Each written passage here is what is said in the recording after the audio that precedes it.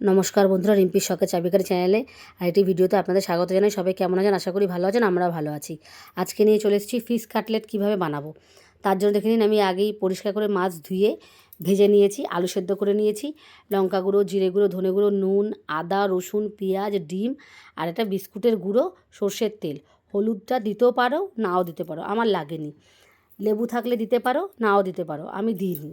যাই হোক, কীরকম করে করবে বা দেখে নাও। মাছটাকে সুন্দর করে কাটা ছাড়িয়ে আস্তে আস্তে করে ভালো করে মেখে নেবে। ভালো করে নিখুঁতভাবে কাটাটা ছাড়াতে হবে। তারপরে সেদ্ধ আলুটাকে মেখে নেবে, নুন দিয়ে, একটু করে নুন দিয়ে মাখবে, বা পরে দিলেও হয়। এখানে আমি ফ্রাই প্যানটা গরম করে নিয়েছি, সর্ষের তেল দিয়ে দিলাম। এবার আমি কি করব, কুচনো পেঁয়াজটা দিয়ে দিলাম। লো ফ্লেমে ভাজতে হবে, নাহলে কিন্তু পুড়ে যাবে। দেখো, হালকা আঁচে আমি এটাকে ভালো করে ভেজে নিচ্ছি। এবার একে একে মশলা দেবো। লঙ্কা গুঁড়ো দিয়ে দিলাম, তোমরা স্বাদ মতো দিতে পারো, যে যেমন ঝাল খাও। আমি এখানে জিরে গুঁড়ো দিয়ে দিলাম, ধনে গুঁড়ো দিয়ে দিলাম। এবার এইটা দিয়ে ভালো করে আমি আগে এটাকে ভালো করে কষিয়ে নেব। দেখে নাও, একটু হালকা আছেই পুরোটা করতে হবে।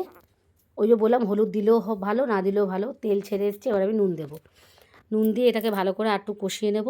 কষিয়ে দিয়ে এই যে আমি এখানে পেস্ট করেছিলাম রসুন আর আদাটা আর পেঁয়াজটা দেখিয়েছিলাম, কিছুটা আমি পেস্ট করে নিয়েছি, কিছুটা দেখলে আগেই ভাজাতে দিয়ে দিয়েছি। তারপরে এই মাছটা আমি যেটা মেখে রেখেছিলাম দিয়ে দিলাম। তারপরে আলু সিদ্ধটা ওই মশলাটার সাথে এটা ভালো করে কষিয়ে নেব।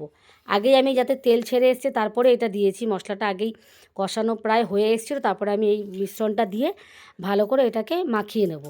দিয়ে গরম গরম তুলে রাখলাম। তুলে রেখে না পুরো জিনিসটা তুলে এবার হাতের সাহায্যে, আমি হাতে ফোন ধরে আছি বলে অসুবিধা হচ্ছিল আমার, হাতের সাহায্যে একটা শেপ বানিয়ে নেব। তোমরা যে যেমন পারো শেপ বানাতে পারো। আমি এরকম বানিয়ে নিচ্ছি। আর বর্ষার ওয়েদার, এটা যদি সন্ধ্যাবেলা স্ন্যাক্সের সাথে, চায়ের সাথে খাওয়া যায়, ভালোই লাগে খেতে। বাড়িতে করে খেয়ে দেখলাম আমি এই প্রথম, ভালোই লেগেছিল। ঠিক এরকম কাটলেটের শেপ দিয়ে দিয়েছি, দেখে নাও। ঠিক এইরকম করে দিয়ে দেবে।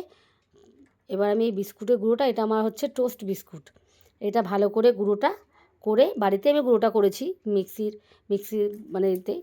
আর এইভাবে ঠিক এপিট ওপিট করে বিস্কুটের গুঁড়োটা লাগিয়ে নেব। দিয়ে আমি সব কটা লাগানোর পরে রেখে দেবো। সব কটাই ঠিক এই রকমভাবেই তোমরা এপিট ওপিট করে বিস্কুটের গুঁড়োটা লাগিয়ে কিছুক্ষণ রেখে দেবে, তাহলে ওটা ভালো করে ধরে নেবে। তারপর আমি একটা বাটিতে ডিম আর একটু সামান্য নুন নিয়ে ডিমটাকে ফেটিয়ে দিয়েছি। এবার ওই যে বিস্কুটের যে কোট করা যেই কাটলেটগুলো রেখেছিলাম, ওগুলোকে আমি এইভাবে ডিমের মধ্যে চুবিয়ে আবার এটাকে এইভাবেই রেখে দেবো। আমি ভালো করে বিস্কুটে আর একবার কোটিং করে তারপর আমি রেখে দেবো।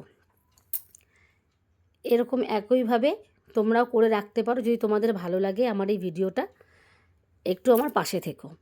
ঠিক এইভাবেই তোমরাও করে নেবে। সত্যি খুব ভালো হয়েছিল খেতে। বাড়ির সব উপকরণ, সব যা যা আমি দেখালাম প্রায় সব বাড়িতেই থাকে। দেখে নাও, ঠিক এইভাবেই তোমরাও করবে, হালকা আছে ভাজবে। বিকালে স্ন্যাক্স বাচ্চাদেরও খুব ভালো লাগবে খেতে। তোমাদের স্বাদ মতো তোমরা ঝালটা দেবে।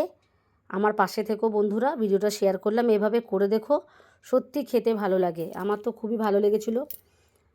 হালকা হালকা করে ভাজবে। আমি এইভাবে করে খেয়েছি, ভালো লেগেছে, তাই তোমাদের সাথে শেয়ার করলাম। তোমরা যে যেমন মাছ দিয়েও করতে পারো। আমার কাছে রুই মাছ ছিল, তাই আমি এইভাবে করে দেখেছি। অন্য মাছ দিয়ে করলে নিশ্চয়ই আরও টেস্টি হবে, খেতে ভালো হবে। দেখো, সাজিয়ে নিয়েছি শসা দিয়ে, পেঁয়াজ দিয়ে। তোমরা এইভাবে কেচাপ দিয়ে বা টমেটো সস দিয়ে খেতেই পারো, বা মেয়োনিজ দিয়ে। এক হাতে ফোন ছিল বলে আমি দু হাতে ভেঙে দেখাতে পারলাম না, এক হাতেই ভেঙে দেখালাম। খুব সুন্দর হয়েছিল খেতে, দেখে নাও। আজ তাহলে এটুকুই, টাটা।